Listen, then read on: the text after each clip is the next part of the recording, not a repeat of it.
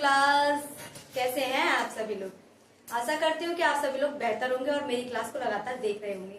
सबसे पहले तो आप सभी को नवरात्रि की हार्दिक शुभकामनाएं। माँ दुर्गा आप सभी के ऊपर अपना पूरा आशीर्वाद बनाए रखे और आपको इतनी शक्ति प्रदान करे कि आप लोग अपने पेपर की तैयारी बहुत बेहतरी से कर सके और जो आपने अपना लक्ष्य निर्धारित किया है उसको पूरी तरह से तय कर सके। तो आज के नवरात्रि के पहले दिन के साथ हम लोग आज जो थर्ड क्वेश्चन पेपर है उसके कुछ क्वेश्चंस को खत्म करते हैं और आज थर्ड क्वेश्चन पेपर पूरी तरह से खत्म हो जाएगा और कल से हम नए क्वेश्चन पेपर की शुरुआत करेंगे। तो जैसा कि आप लोग पीछे देख रहे हैं, पुराना क्वेश्चन लिखा है और अब हम लोग नया क्वेश्चन लिखने जा रहे हैं। तो चलिए स्टार्ट करते हैं और खत्म करते हैं। एक बात और मैं आप लोगों से कहूंगी, क्लास 10th और क्लास 12th आप लोग गौर से सुनिएगा। आप लोग के इस साल बोर्ड हैं तो प्लीज आप कोई भी व्रत रखने की जरूरत मत कीजिएगा, क्योंकि व्रत रखते वक्त हम जो होते हैं इंटरनली वीक हो जाते हैं और जब हमारे अंदर वीकनेस आ जाती है ना तो पढ़ाई नहीं होती। कहते हैं ना भूखे पेट भजन ना होवे। जब भूखे पेट भजन नहीं होता तो पढ़ाई कहाँ से होगी। इसलिए आप सभी लोगों को मैं पर्सनली एडवाइस करूंगी कि आप लोग प्लीज व्रत ना रखें, पूजा करें मातेश्वरी की, वो आपको ऐसे ही आशीर्वाद दे देंगी। बस अपना काम करते रहें, अपनी पढ़ाई को इम्पोर्टेंस दें और वही सबसे ज्यादा जरूरी है। तो चलिए स्टार्ट करते हैं। आज का नया क्वेश्चन क्या है देखते हैं। चलिए इसे रफ कर देते हैं।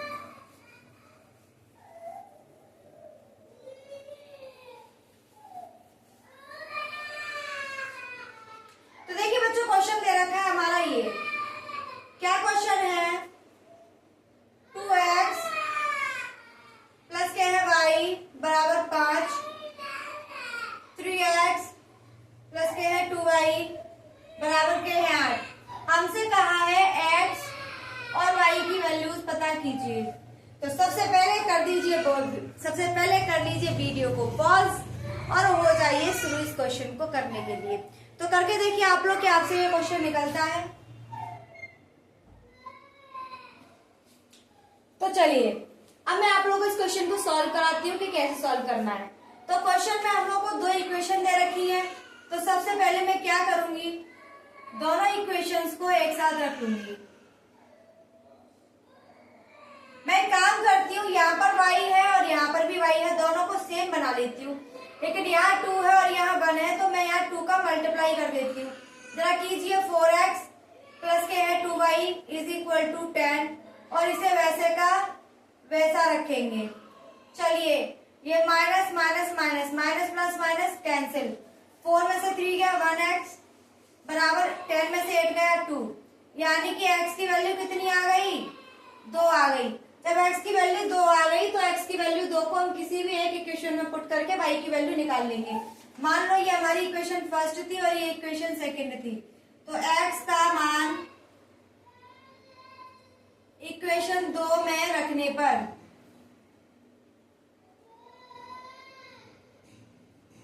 रख दीजिए बेटा 2, x की जगह पे 2 रखेंगे प्लस के y बराबर 5, कितना हो गया 4 प्लस के है y बराबर 5। 4 को इस तरफ ले जाइए तो y बराबर कितना निकल आएगा बेटा 1। तो हमारे पास दो वैल्यू निकल के आई, x बराबर 2 और y बराबर 1। ये क्या होंगे, हमारे आंसर होंगे। आई होप ये क्वेश्चन आप लोगों को समझ में आ गया होगा। इस क्वेश्चन में ऐसा कुछ था नहीं जो समझ में ना आए।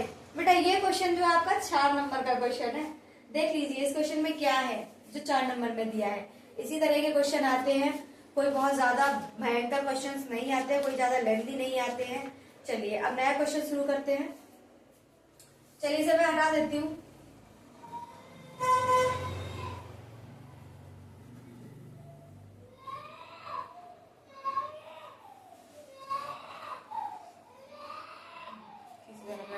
स्टॉप करती हूँ।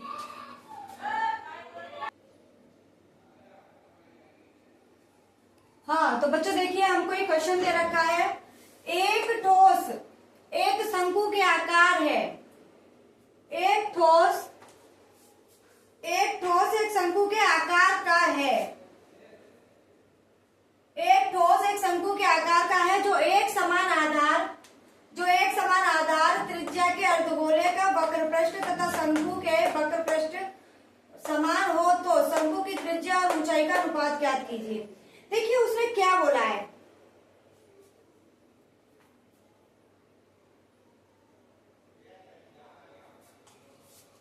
अर्धगोले पर अध्यारोपित है।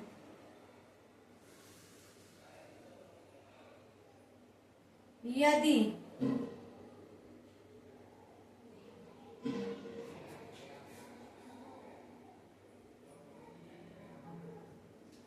अर्धगोले का वक्र पृष्ठ तथा शंकु का एक सेकंड में इस क्वेश्चन को दोबारा से यहाँ से लिख देती हूँ।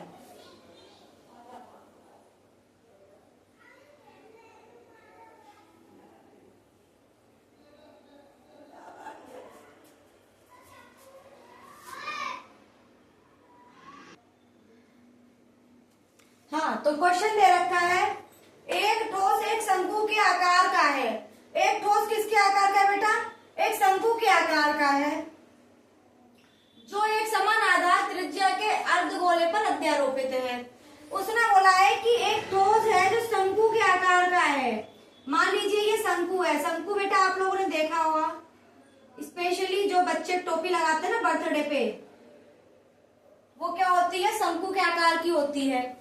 और मोस्ट ऑफ द टाइम आप लोग वो खाते होंगे आइसक्रीम, तो वो भी कैसे आकार की होती है? शंकु के आकार की होती है। और भी आप लोग देखिएगा, मेहंदी की कोन देखी है आप लोगों ने? मेहंदी की कोन, तो जो मेहंदी की कोन होती है वो भी कैसी होती है? बिल्कुल इसी शेप की होती है। इसे कहते हैं हम शंकु। उसने बोला है कि ये अर्धगोले पर आधारित है, यानी कि इसका जो आधार है वही अर्धगोले का आधार है। यानी कि ये जो है ऐसे है, आधार त्रिज्या के अर्धगोले पर आधारित है। यदि अर्धगोले का वक्र पृष्ठ तथा शंकु का वक्र पृष्ठ समान हो।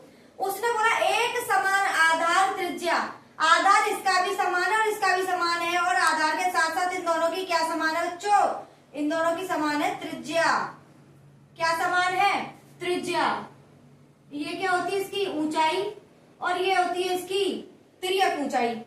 उसने बोला है कि समान आधार समान त्रिज्या के साथ एक शंकु अर्धगोले पर आधारित है, अध्यारोपित है। और उसने बोला है कि यदि अर्धगोले का वक्र पृष्ठ शंकु का वक्र पृष्ठ समान हो, जो इसका वक्र पृष्ठ है ना अर्धगोले का और शंकु का, दोनों क्या है? समान है, तो उन शंकु की त्रिज्या और ऊंचाई का अनुपात ज्ञात कीजिए। उसने बोला है कि अर्धगोला जो दे रखा है और जो हमें शंकु दे रखा है, इन दोनों के जो वक्र पृष्ठ है वो समान है, और यदि वो दोनों समान है तो हमें क्या पता करना है? हमें पता करना है शंकु की ऊंचाई और त्रिज्या के बीच में अनुपात क्या है। तो सबसे पहले मैं आप लोगों को समझा दूं, जो ये त्रियक ऊंचाई है शंकु की, ये कैसे निकलती है। जब भी आप इसे निकालेंगे, आप देखिए यहाँ पर क्या बन रहा है, ऐसे ऐसे ऐसे में, यहाँ पर ये ऐसे बन रहा है। तो ये क्या है बेटा? आपका पाइथागोरस। ये आपको h दे रखा है और ये आपको r दे रखा है। तो आप पाइथागोरस प्रमेय लगाएंगे तो h स्क्वायर प्लस के r स्क्वायर, ठीक है। अब इसके ऊपर से स्क्वायर हटाएंगे तो क्या चढ़ जाएगा? अंडर रूट में ये वैल्यू आ जाएगी। तो आपकी जो शंकु की त्रियक ऊंचाई होती है वो आपके इसके बराबर होती है। यहाँ से आप उतार लीजिएगा कि त्रियक ऊंचाई क्या है आपकी? l ये है। अब हमें जब भी जरूरत पड़ेगी तो हम l की जगह पर ये रख सकते हैं और इसकी जगह पर ये रख सकते हैं। अब आते हैं, मैं आपको बताती हूँ शंकु का वक्र पृष्ठ क्या होता है।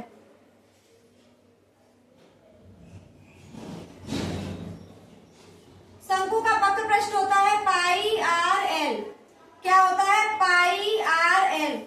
यानी कि इसको लिया जाता है और इसको लिया जाता है और बन जाता है शंकु का वक्र पृष्ठ।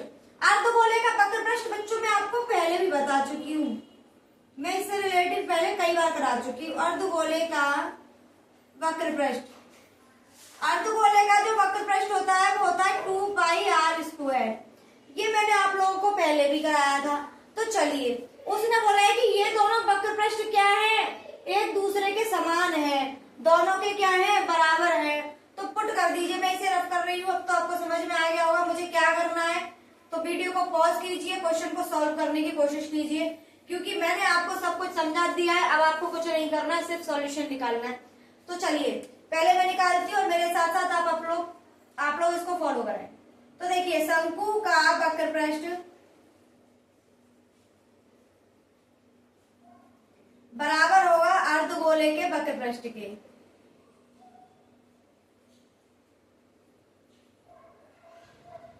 ठीक है, शंकु का वक्र पृष्ठ हमें क्या दे रखा है? 2 पाई आर एल, सॉरी 2 नहीं आएगा, ओनली पाई आर एल आएगा।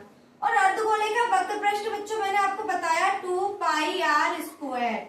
क्या यहाँ तक आपको समझ में आ गया है? मुझे नहीं लगता कि आपको यहाँ तक कोई भी समस्या होनी चाहिए। मैं यहाँ से कैंसिल आउट करती हूँ, पाई से पाई कैंसिल कर दिया, आर से आर कैंसिल कर दिया, एल बराबर 2r बचा। मैंने आपको एल बराबर लिखवाया था कि जो आपकी तिर्यक ऊंचाई होती है वो h square plus R square के बराबर होती है। मैं एल की जगह पर h square plus R square रख लेती हूँ। अब हम क्या करेंगे, स्क्वायरिंग बोथ साइड।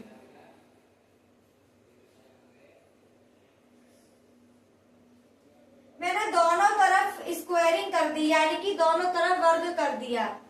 चलिए मैं क्वेश्चन को हटा देती हूँ ताकि स्पेस बन जाए और हम क्वेश्चन को सॉल्व कर पाए। अब क्या करेंगे बच्चों, स्क्वायरिंग कर दी तो h स्क्वायर प्लस के आर स्क्वायर के ऊपर स्क्वायर हो जाएगा और 2r के ऊपर स्क्वायर हो जाएगा। इसे जब भी स्क्वायर लगता है तो स्क्वायर से अंडर रूट हट जाता है, तो h स्क्वायर प्लस के आर स्क्वायर बराबर हो जाएगा 4r स्क्वायर। जहां तक मुझे पता है वहां तक इस क्वेश्चन में कोई भी परेशानी यहाँ तक तो नहीं आनी चाहिए। तो चलिए अब हम क्या करेंगे, h स्क्वायर को यही रखेंगे और 4r स्क्वायर, आर स्क्वायर को उस तरफ ले जाएंगे तो माइनस का हो जाएगा। मैंने आपको पहले भी बताया था कि माइनस और प्लस इनके बीच में बराबर एक ब्रिज होता है, और जब माइनस वाला इस ब्रिज को पार करता है तो यहाँ आते आते वो प्लस का हो जाता है, और जब प्लस वाला इस ब्रिज को पार करता है तो वो यहाँ आते आते किसका हो जाता है बेटा, माइनस का हो जाता है। जब ये प्लस का ब्रिज उस तरफ जाएगा पार करके तो वो किसका हो जाएगा बच्चों, वो माइनस का हो जाएगा। तो हमने इसे माइनस कर दिया, मैं इसे यहाँ से हटा देती हूँ। आप लोग साथ के साथ क्वेश्चन को नोट डाउन करते जाया करें, जिससे कि आप लोगों को एग्जाम टाइम में प्रॉब्लम नहीं आएगी रिवीजन करने में। तो h स्क्वायर बराबर हो जाएगा बेटा 3r स्क्वायर के। अब मैं क्या करूंगी, 3 को इसके नीचे ले आऊंगी और h स्क्वायर को यहाँ ले जाऊंगी। जब मैं 3 को यहाँ लाऊंगी तो h स्क्वायर बट्टे 3 हो जाएगा, बराबर हो जाएगा आर स्क्वायर के। यहाँ तक आप लोगों को समझ में आ जाना चाहिए, कोई बहुत बड़ी बात नहीं है, बहुत आसान सा प्रश्न है, छोटी छोटी सी कैलकुलेशंस करा रही हूँ, बहुत आसानी से समझ में आना चाहिए। अब हम क्या करेंगे, इस h स्क्वायर को यहाँ ले जाएंगे क्योंकि हमसे पूछा है रेडियस और हाइट का रेशियो, हमने बना लिया। अब हम क्या करेंगे, इसको ऐसे ही रखेंगे और r बट्टे h का होल स्क्वायर कर देंगे। मैंने इसे किसका r बट्टे h का होल स्क्वायर कर दिया। अब हम क्या करेंगे, ये स्क्वायर हटेगा तो इस तरफ क्या चढ़ जाएगा, स्क्वायर रूट चढ़ जाएगा, r अपॉन में है h। जी हाँ, यही आंसर है। हमसे पूछा गया था रेडियस और ऊंचाई का रेशियो बताइए, तो रेडियस और ऊंचाई का जो रेशियो आएगा वो 1:√3 आएगा। आई होप आप लोगों को ये क्वेश्चन बहुत अच्छे से समझ में आया होगा। और अब आप लोग इस क्वेश्चन को उतार लीजिए, उसके बाद मैं आपको इसके बाद नेक्स्ट क्वेश्चन करवाती हूँ। तो चलिए मैं इसे रफ कर देती हूँ।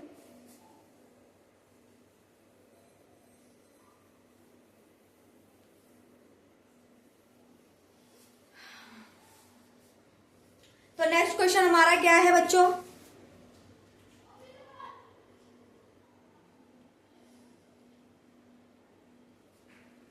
तो बच्चों आप लोगों को क्वेश्चन दिख रहा होगा बोर्ड पर। तो सबसे पहले आपका एक ही काम होना चाहिए, वीडियो को कर लीजिए पॉज और हो जाइए शुरू क्वेश्चन को सॉल्व करना। तो देखिए क्वेश्चन क्या दे रखा है, एक सेकेंड।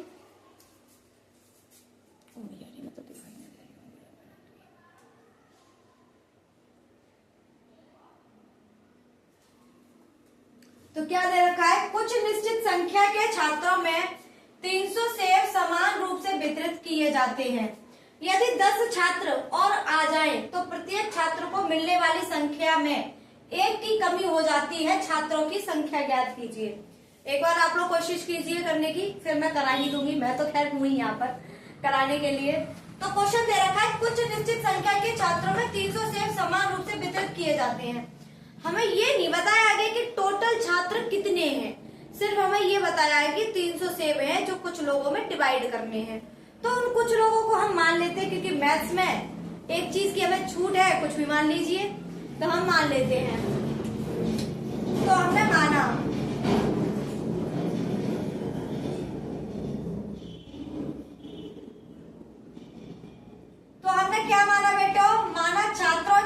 संख्या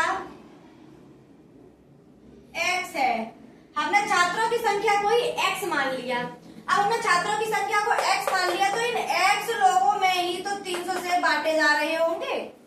इन्हीं x लोगों में 300 सेब बांटे जा रहे होंगे। मैं किसी एक व्यक्ति का निकाल लेती हूँ कि एक व्यक्ति को कितने सेब मिल रहे हैं। तो एक छात्र को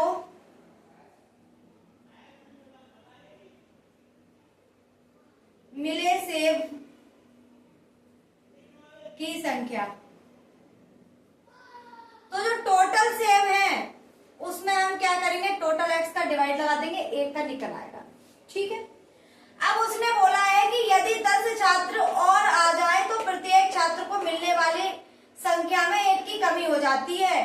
देखिए टोटल हमारे x छात्र थे और कुछ टाइम बाद 10 छात्र और आ गए।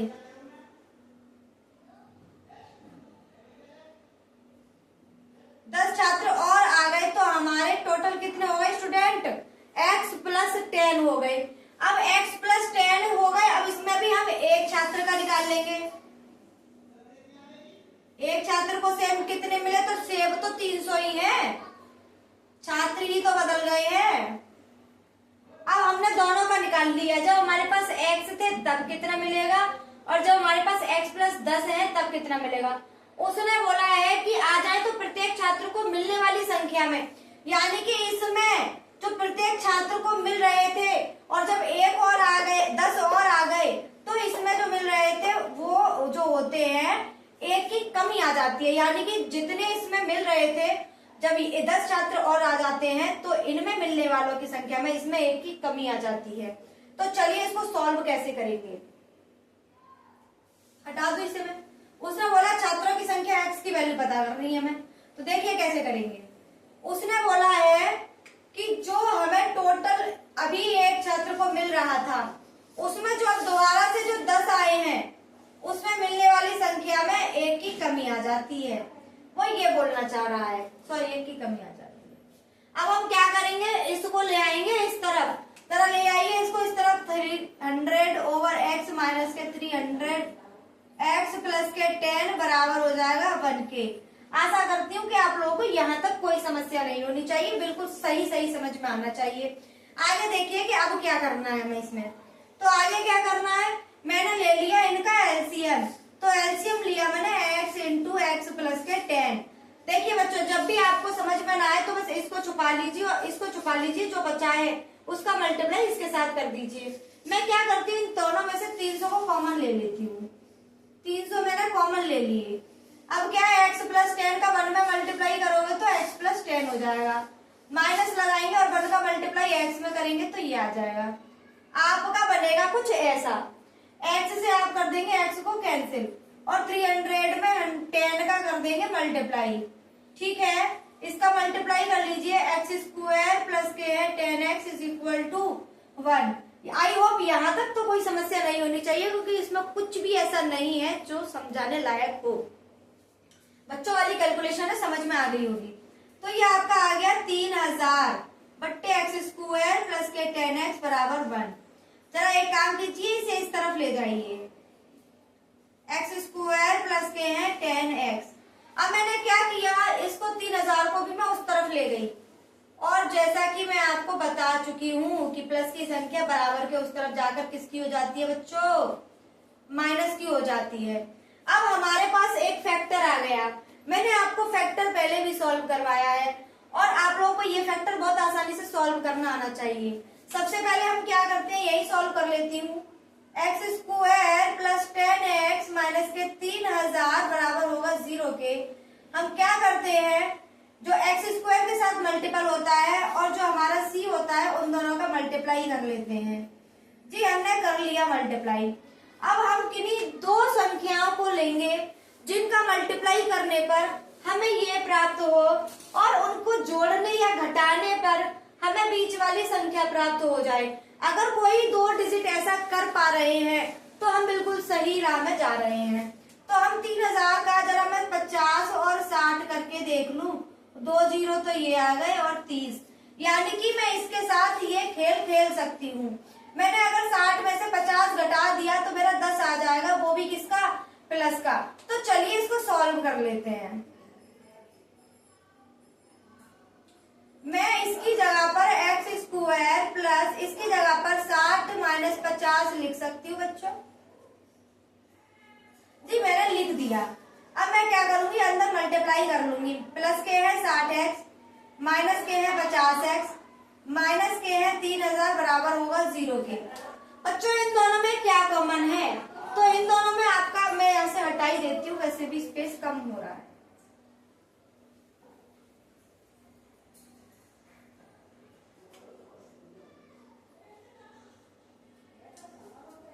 इन दोनों में से x कॉमन ले लीजिए। जब हमने इसमें से x कॉमन लिया तो मेरा बचा x प्लस के है 60 और मैं इसमें से क्या कॉमन ले सकती हूँ, माइनस और 50। मैंने आप लोगों को बताया था कि जब भी माइनस का मल्टीप्लाई किया जाएगा या माइनस को कॉमन लिया जाएगा तो जो भी साइन होंगे वो अपने आप में चेंज हो जाएंगे। जब मैंने यहाँ से माइनस कॉमन लिया तो ये वाला माइनस प्लस हो जाएगा और ये वाला भी माइनस प्लस हो जाएगा, तो यहाँ पर प्लस का x बचा। और जब मैंने इसमें से 50 कॉमन ले लिए तो यहाँ पर बचा प्लस के 60 बराबर 0। मैंने आपको पहले भी ये बता रखा है कि अगर हम फैक्टर कर रहे हैं और फैक्टर करते वक्त हमारे दोनों ब्रैकेट सेम ना हुए तो हमारा क्वेश्चन गलत है। लेकिन यहाँ देखिए दोनों ही ब्रैकेट कैसे आ रहे हैं, सेम, यानी कि हम क्या है, सही है। तो मैंने इन दोनों में से कॉमन ले लिया x प्लस 60, बचा मेरा x माइनस 50 बराबर 0। अब मैं इसको 0 के बराबर रखूंगी और जब मैं उस तरफ ले जाऊंगी तो माइनस के 60 बनेगा। अब मैं x माइनस 50 को भी 0 के बराबर रख देती हूँ। जब ये 50 उस तरफ जाएगा तो किसका हो जाएगा, प्लस का हो जाएगा। आप बहुत अच्छे से जानते हैं कि हम माइनस वाली संख्या को काउंट नहीं कर सकते, माइनस में तो लोग नहीं हो सकते हैं, प्लस में होंगे। इसलिए टोटल बच्चों की संख्या कितनी थी बच्चों, 50 थी। आई होप आप लोगों को ये क्वेश्चन बहुत अच्छे से समझ में आ गया होगा। कोई बहुत ज्यादा टफ क्वेश्चन नहीं था, इजी सा क्वेश्चन था। तो चलिए इस क्वेश्चन को आप लोग अपनी नोटबुक पर उतार लीजिए। इसके बाद मैं आपको नेक्स्ट क्वेश्चन कराती हूँ। चलिए हटा दूं मैं इसे।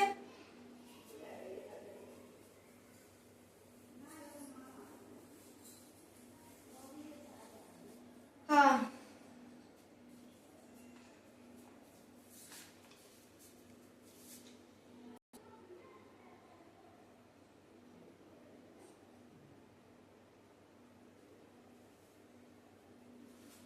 तो चलिए बच्चों, क्वेश्चन दे रखा है आप लोगों के सामने।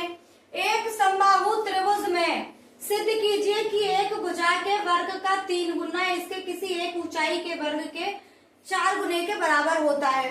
समबाहु त्रिभुज, बेटा समबाहु त्रिभुज क्या होता है, क्वेश्चन में पहले आप पढ़िए कि समबाहु, उसमें बोला है समबाहु, यानी कि सम का मतलब होता है समान, बाहु माने भुजा, यानी कि जिसकी सारी भुजाएं क्या है, समान है। जिसकी सारी भुजाएं समान है, एक ऐसे त्रिभुज की बात कही गई है।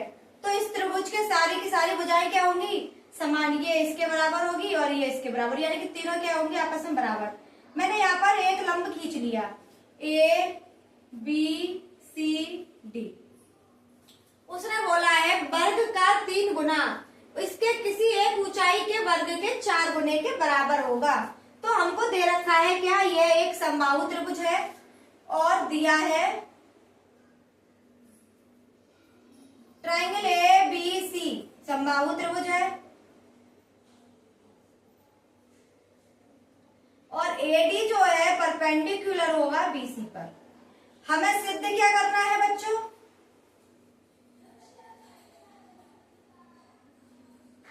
हमें सिद्ध क्या करना है, तो हमें सिद्ध करना है 3AC स्क्वायर बराबर होगा 4AD स्क्वायर की। हमें ये प्रूफ करना है कि 3AC स्क्वायर बराबर होगा 4AD स्क्वायर के। तो चलिए हम इसे सॉल्व करना बताते, कैसे सॉल्व करेंगे। चूंकि हमें पहले से ही पता है कि AB बराबर है AC के, बराबर है BC के, ये सब क्या है, आपस में बराबर है। अच्छा BD बराबर है DC के, BD बराबर है DC के और DC के हाफ के भी क्या होगी, वो बराबर होगी। BD DC के हाफ के बराबर होगी। यहाँ तक अगर आप लोगों को समझ समझ में आ गया है तो आगे का क्वेश्चन अब कोई बहुत बड़ी चीज नहीं रह गई है, बस सॉल्व हो गया, समझ लीजिए। तो अब हम लोग को क्या करना है, एक ट्राइंगल चूज कर लेते हैं इनमें से। मान लो मैंने ट्राइंगल उठा लिया, ट्राइंगल एडीसी में। अब देखिए यहाँ पर ऐसे करके ट्राइंगल एडीसी है, यहाँ 90 का एंगल बन रहा है, तो ये क्या हो गया, समकोण त्रिभुज। तो ट्राइंगल एडीसी में, अब समकोण त्रिभुज है तो हम क्या लगा देंगे इसमें, पाइथागोरस। ट्राइंगल एडीसी में पाइथागोरस प्रमेय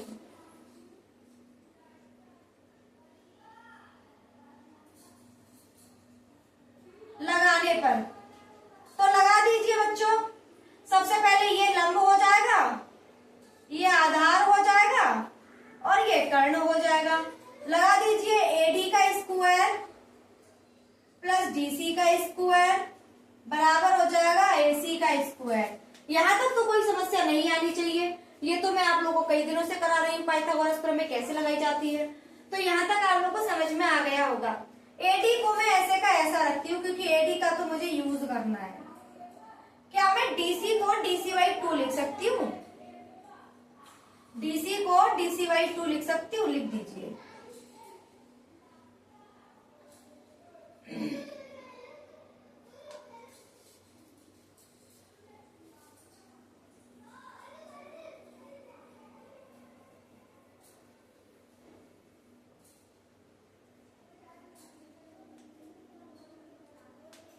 BD बराबर है DC के, जो कि BC/2, सॉरी यहाँ पर आएगा BC/2। मैं यहाँ लिख दूंगी BC/2।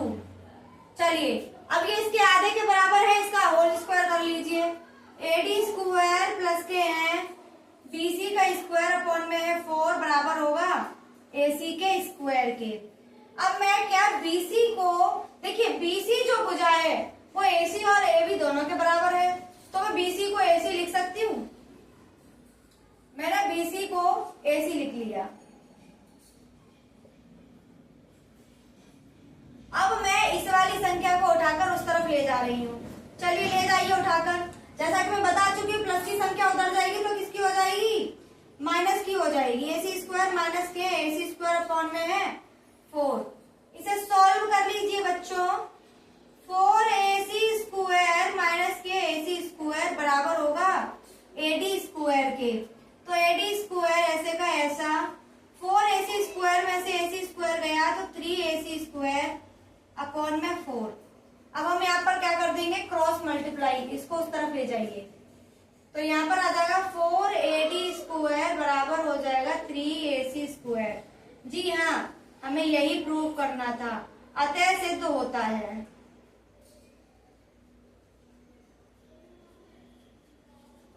जी हमें यही प्रूफ करना था। आई होप आप लोगों को ये क्वेश्चन भी समझ में आ गया होगा। इसे उतार लीजिए और मैं अब आप लोगों को नेक्स्ट क्वेश्चन कराती हूँ। और आज का ये जो क्वेश्चन होगा वो हमारे इस टेस्ट का लास्ट क्वेश्चन होगा। इसके बाद में 3 क्वेश्चन पेपर आपके पूरे हो चुके हैं और कल से मैं आपके सामने नया क्वेश्चन पेपर लेकर आऊंगी। तो आप लोग मेरे साथ ऐसे ही जुड़े रहिए, अपनी तैयारी को और अच्छे करते रहिए। इतना धार दीजिए अपने चाकू को कि वो आसानी से किसी भी चीज को काट सके। तो चलिए इसे मैंने क्या कर दिया, हटा दिया है। और लास्ट क्वेश्चन मैं आपके सामने उतारने जा रही हूँ। क्या कहता है लास्ट क्वेश्चन, तो लास्ट क्वेश्चन में हमें एक डायग्राम दे रखा है बच्चों, जो कि हमें ऑलरेडी गिवन है। हमें एक डायग्राम गिवन है P Q R T S। ये जो P है वो T के बराबर दे रखा है। इसमें बोला है ट्राइंगल P Q R की भुजा PR तथा QR पर बिंदु S तथा T है। यदि एंगल P बराबर है एंगल RTS तो सिद्ध कीजिए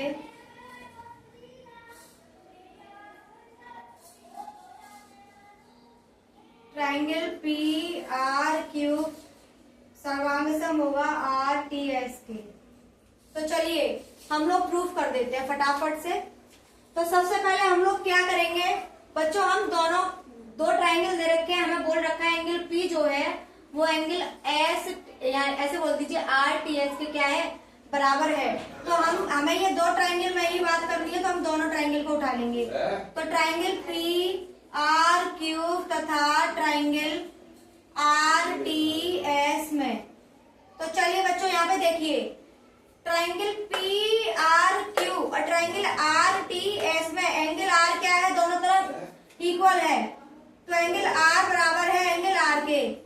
ठीक है, ये क्या है आपका ओवाइनिस्ट है, ये आपका ओवाइनिस्ट है। अब हम देखते हैं कि एंगल पी जो दे रखा है हमें, एंगल पी बराबर है एंगल आर टी एस के। ये क्या बेटा हमें दिया है पहले से ही। ठीक है, तो एंगल जो हमारा क्यूब होगा वो एंगल आर के क्या हो जाएगा बराबर, या फिर हम कह सकते हैं कि जो एंगल पी होगा, एंगल पी क्यू आर जो होगा वो एंगल आर एस टी के बराबर हो जाएगा। एंगल क्यूब जो होगा वो बराबर हो जाएगा एंगल आर एस टी के। ठीक है, तो एंगल से ट्राइंगल पी आर क्यूब सर्वांगसम हो गया ट्राइंगल आर टी एस के, और यहाँ पर हमारा ये क्वेश्चन हो गया खत्म। इस क्वेश्चन में तो कुछ भी नहीं था, इससे रिलेटेड मैं आप लोगों को 2-3 क्वेश्चन पहले भी करा चुकी हूँ। चलिए मैं इस क्वेश्चन को एक बार और समझा देती हूँ। हमसे कहा गया कि पी आर क्यूब और आर टी एस इन दोनों को हमें सर्वांगसम दिखाना है।